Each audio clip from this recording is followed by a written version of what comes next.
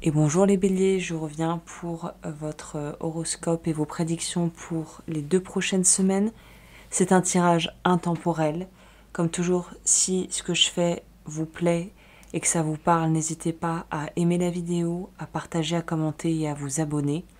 La façon dont je vais procéder est la suivante. On va regarder ce qui se passe sur le plan des énergies générales. Ensuite, on ira voir le professionnel, le sentimental. On terminera par un message de guérison. Et puis, la façon dont je fais ces tirages, eh bien, c'est tout simplement de me laisser porter par mon intuition. Donc, installez-vous confortablement. On est parti. Vous avez juste à vraiment vous laisser porter par le son de ma voix et on va voir ce que je peux vous transmettre qui, je l'espère, vous aidera.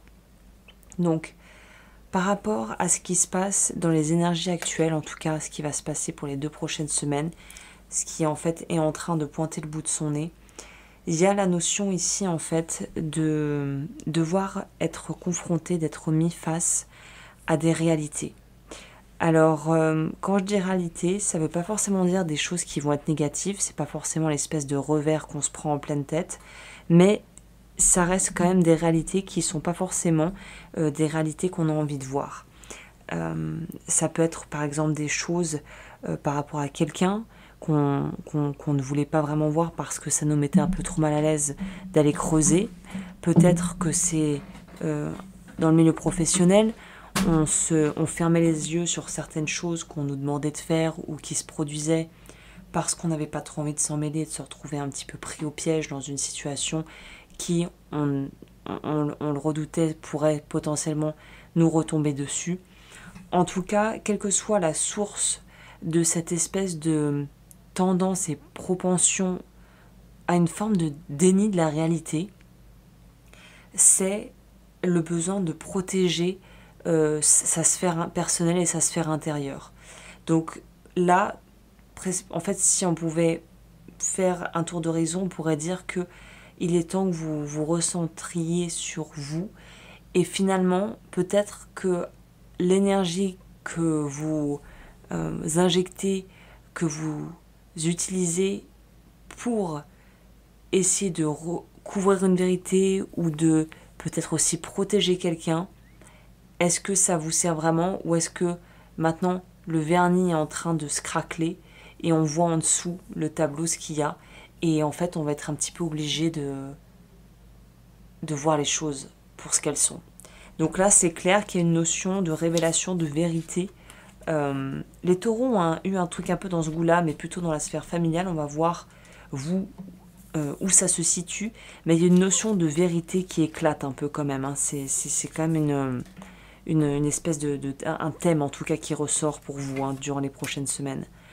Au niveau professionnel, on nous parle de pouvoir un petit peu se soulager, être soulagé, respirer.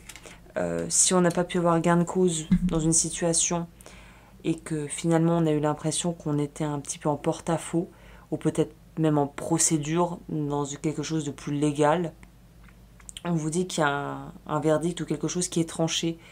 Et quel que soit le verdict, justement, vous savez déjà au fond de vous, je pense, que vous avez appris ce qu'il y avait à apprendre sur la situation. C'est-à-dire que même s'il y a une compensation financière ou qu'il y a tout simplement des mots qui sont posés et la justice, en fait, tranche et permet de faire un verdict officiel, vous, dans votre fort intérieur, je pense que vous savez ce que vous avez gagné. Vous savez aussi pertinemment ce que vous avez probablement perdu ou les sacrifices qui ont dû être faits. Et là, j'ai l'impression qu'on peut respirer.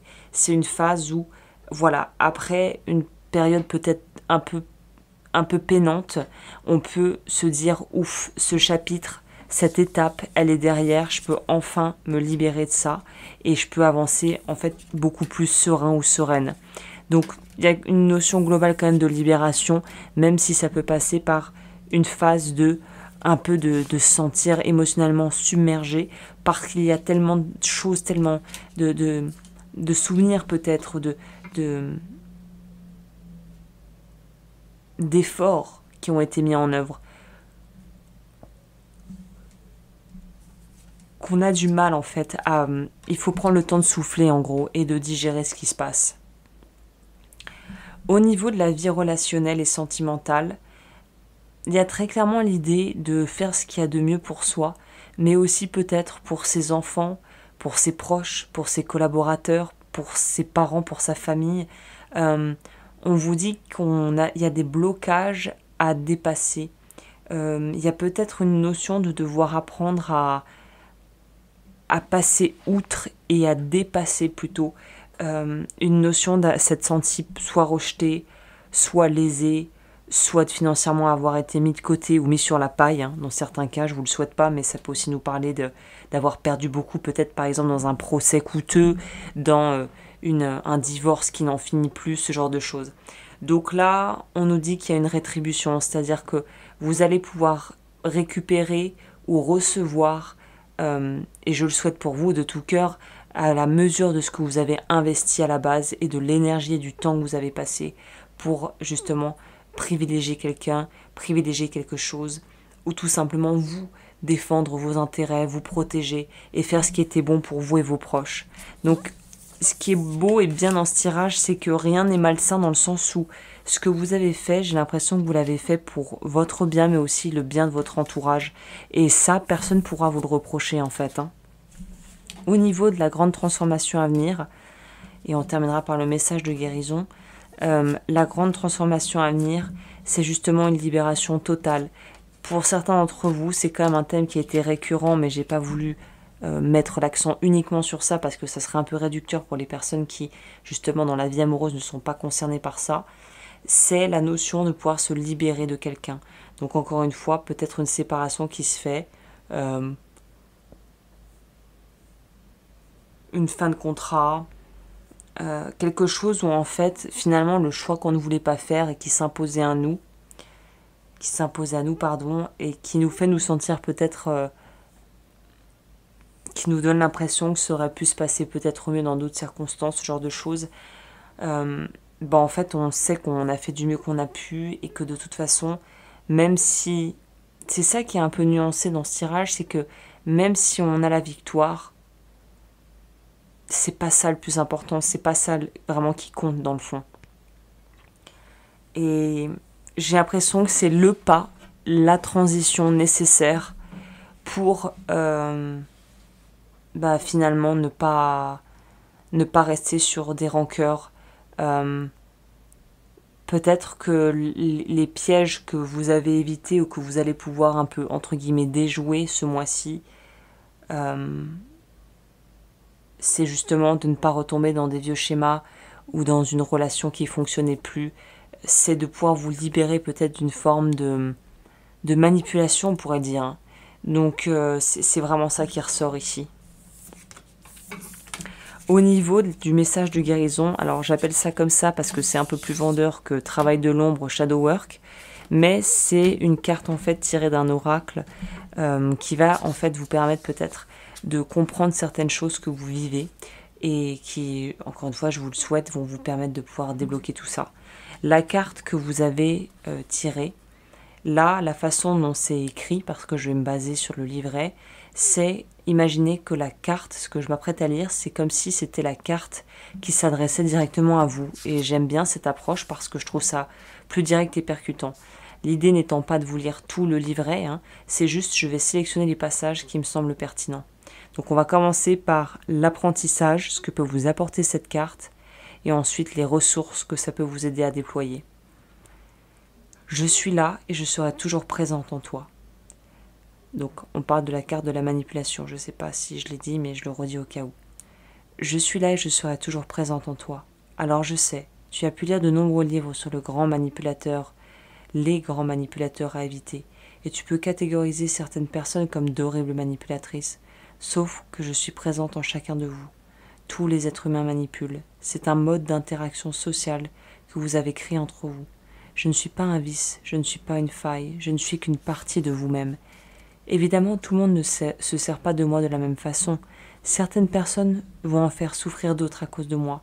D'autres vont manipuler pour leurs propres désirs et d'autres vont le faire de façon positive ou manipuler pour le bien-être des autres. Je suis présente en vous, mais vous avez chacune votre libre arbitre. Chacun ou chacune. Tu vis dans un monde incertain qui est en perpétuel changement, rien n'est acquis et tout se transforme en permanence. Cela est vertigineux quand même. Mon rôle, c'est de t'influencer et d'influencer les pensées, les choix et ou les actions de toi ou des autres pour donner un semblant de contrôle. Je suis là quand tu as besoin de reprendre ton pouvoir et parfois te reprendre ton souffle. Alors, je sais que j'ai mauvaise presse, mais souvent, c'est qu'on est hypocrite envers soi qu'on me rejette. Je suis là en chacun de vous. On me voit toujours chez les autres, mais jamais en soi. Et pourtant, je suis là, en toi, et je le resterai toujours. Et là, la partie conseil pour vous, ça va être la partie j'avance à mon rythme. Pour créer une nouvelle relation avec moi, tu peux demander l'aide d'une personne expérimentée, surtout si je suis une de tes bases d'ancrage. Si tu es conseillé par ta blessure de trahison, je peux être un mode d'interaction quotidien et tu peux avoir beaucoup de difficultés à te défaire de moi. La première étape est de reconnaître ma présence. Pas chez les autres, en toi. Chez les autres, c'est facile et parfois c'est un très bel effet miroir. Détermine les situations et ou les relations où tu manipules. Demande-toi depuis quand tu le fais, pourquoi tu le fais. Quelle sécurité t'apporte ma présence? Qu'est-ce que tu fuis? Ensuite, réfléchis aux actions que tu peux mettre en place pour partager avec toi et avec les autres de façon plus honnête et sincère. Quand tu manipules, tu ressens un mal-être que tu cherches à fuir. En avoir conscience et prendre soin de toi est une clé importante pour créer de nouvelles bases relationnelles. Le mantra que vous pouvez répéter pour les prochaines semaines, c'est « Je partage avec honnêteté et avec sincérité ». Eh bien écoute, c'est un très beau tirage, c'est très profond, ça bouleverse un peu, ça chamboule un peu. C'est clair que on sent que vous êtes dans une phase qui est vraiment transformative et pas forcément évidente. Donc évidemment, encore une fois, bienveillance avec soi-même. L'idée n'est pas de s'auto-flageller, c'est pas du tout pour ça que je fais des horoscopes, surtout quand j'ai des messages comme ça à transmettre. En tout cas, j'espère que ça a pu t'éclairer. N'hésite pas, si ça t'a plu, à aimer la vidéo, à t'abonner, à partager, à commenter, à voir ce que je propose sur mon site web agneslowens.com où je propose des bijoux. Et puis moi, je te dis à très vite pour de nouvelles vidéos. D'ici là, prends bien soin de toi.